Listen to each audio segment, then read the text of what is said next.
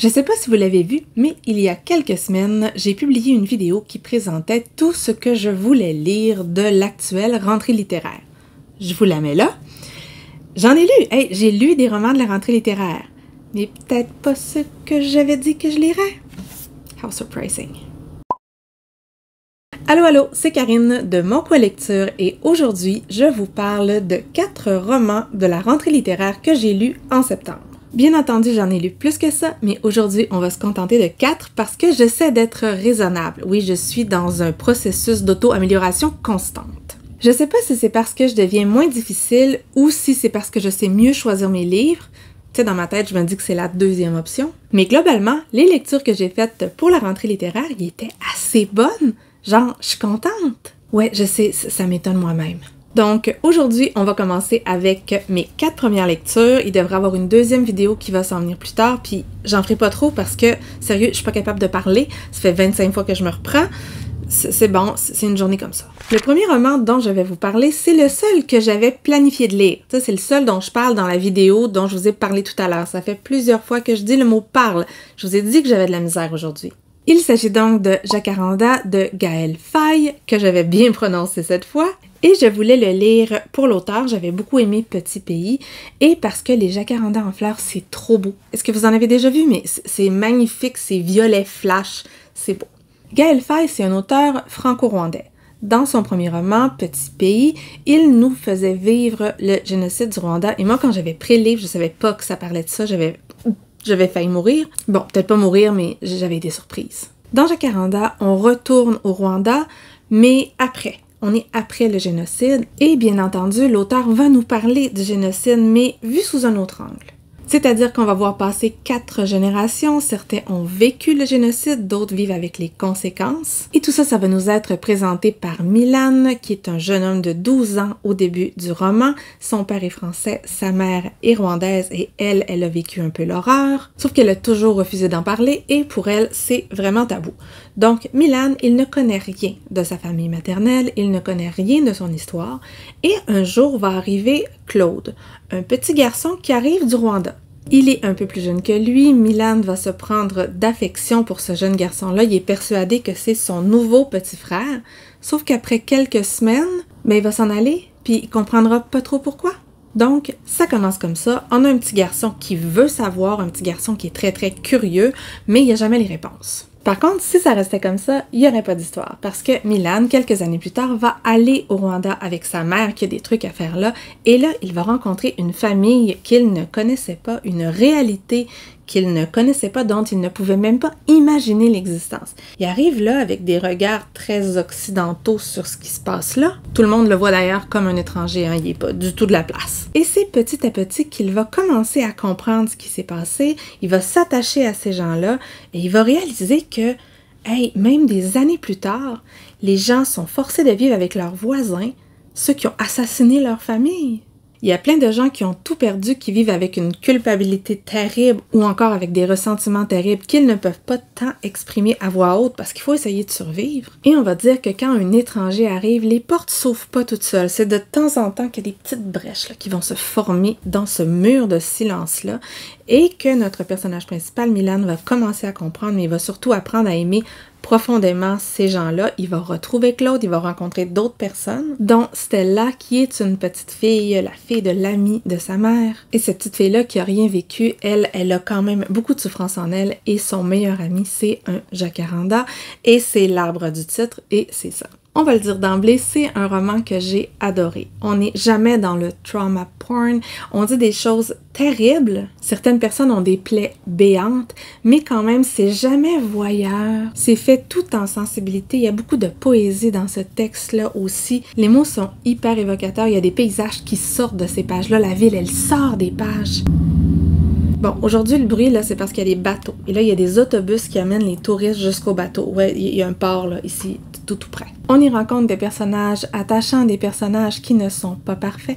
On comprend certaines choses aussi, notamment le rôle des Occidentaux dans cette distinction entre les Hutus et les Tutsis qui faisaient pas eux-mêmes, là. C'est les Occidentaux en arrivant, tu sais, séparés pour mieux régner. Et je vais vous laisser découvrir l'évolution de Milan dans tout ça, mais moi, mon personnage préféré, c'est l'arrière-grand-mère Rosalie ou la grand-mère, je sais plus, mais c'est celle qui raconte. Elle permet la passation d'histoire et de tradition orale et j'ai adoré ça, là, cette partie-là, moi j'ai vraiment beaucoup aimé ça. Donc je recommande, c'est un récit qui est court, ça se lit tout seul, excellente lecture. Deuxième roman, un que je n'avais pas prévu de lire et un qui a été pour moi un véritable coup de poing. Parce que des événements dont on parle dans ce roman, je ne savais rien. Il s'agit de Houri de Kamel Daoud, ou Daou. J'ai de la difficulté avec les noms ces temps-ci. Ici, on s'en va dans un autre pays, on s'en va en Algérie, mais je trouve quand même que les deux premiers romans dont je vous parle se répondent un peu par la question « Comment on fait pour survivre quand on doit vivre avec les tortionnaires de sa famille?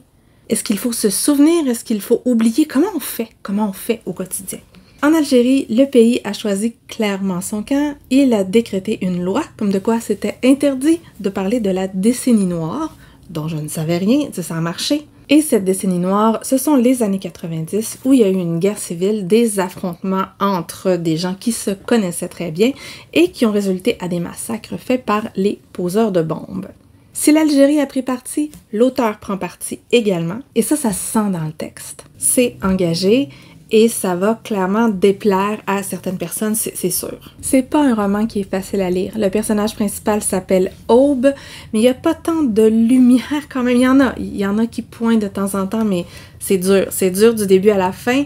Il n'y a pas d'humour là-dedans, ça s'y prête pas comme situation. Et moi, pendant ma lecture, il a fallu des fois que je referme le livre, je dis « Ok, c'est trop, c'est trop, je peux pas croire que c'est ce qui est arrivé et je peux pas comprendre la réaction par la suite. » Aube, elle n'a pas vécu la bonne guerre, c'est-à-dire la guerre d'indépendance, celle dont on a le droit de parler. Elle a vécu la mauvaise, c'est-à-dire qu'elle a eu la gorge tranchée, elle ne peut plus parler, elle est muette. Bon, elle aurait peut-être pu trouver un moyen, mais elle l'a pas fait pour plein de raisons. Tu sais, son corps même est une trace de la tragédie qu'on veut oublier. C'est pas simple. Aube, au début du roman, elle est enceinte, elle parle au bébé qu'il y a dans son ventre. Elle a décidé de ne pas poursuivre la grossesse parce que pour elle, c'est faire un cadeau à cette petite fille-là que de l'empêcher de vivre dans le monde actuel en Algérie, l'empêcher de vivre sa condition de femme en Algérie. Et il y a plein de trucs là-dedans, tu fais « Ah mon Dieu ».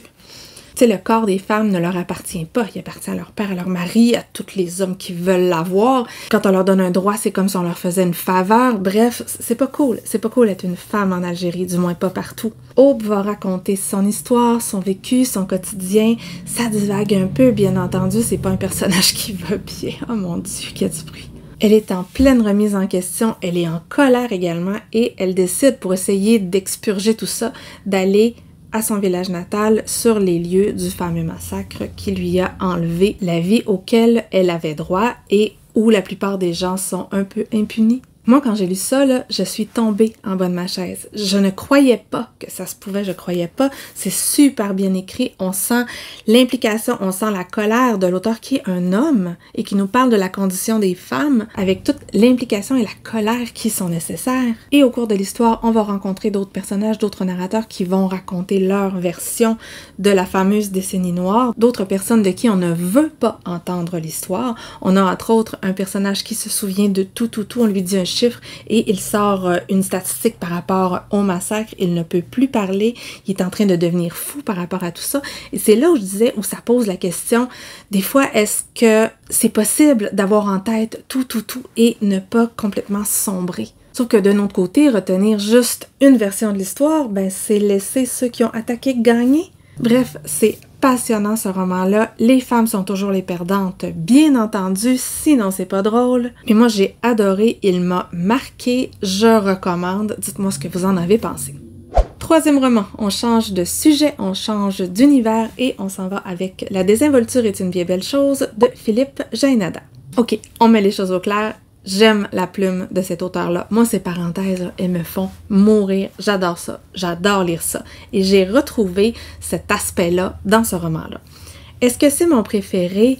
Non, c'est pas mon préféré, mais j'ai quand même passé un très très bon moment de lecture, mais j'ai un petit peu de difficulté à expliquer pourquoi. En fait, oui, je le sais. J'ai aimé ça parce que l'auteur a réussi à faire revivre, à rendre vivante toute une époque, c'est-à-dire celle des cafés parisiens des années 50. Une époque qui fait rêver et que j'avais un peu découverte avec Modiano dans le café de la jeunesse perdue. En plus de ça, j'ai eu la chance de pouvoir mettre la main sur une copie électronique de Love on the Left Bank de Van Elsken, c'est ça? Non, c'est Ed Van der Elsken, qui était un photographe à l'époque et qui avait écrit une espèce de roman photo sur ces personnages-là. Et ce sont ces images qui ont fasciné Jaenada et qui l'ont amené à essayer de comprendre l'histoire de l'une des jeunes filles des photos, c'est-à-dire Jacqueline Araspe, dite Kaki. Cette jeune fille-là avait 20 ans et un soir, elle a sauté par la fenêtre, elle s'est défenestrée avec, dans la chambre, son jeune amant américain. Donc, pourquoi une jeune fille déciderait de faire ça?